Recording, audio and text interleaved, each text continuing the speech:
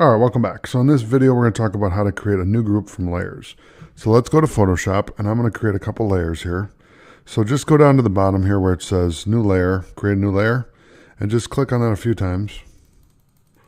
Okay, and what we're going to do is we're going to hold Shift and click on Layer 3, and that's going to highlight all of them.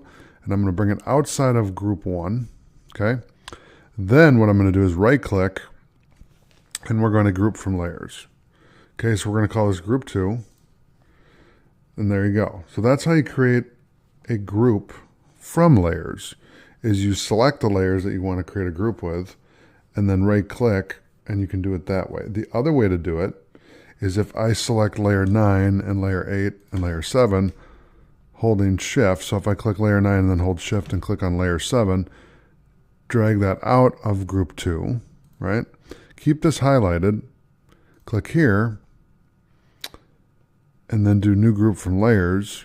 That's one way to do it. The other way to do it is go to layer and do group layers, or you can hit Control G, which is what we're going to do. So I'm going to hit Control G, and that's going to label it group 3. Okay, so that's how you group. You do a new group from layers. You can do the keyboard shortcut.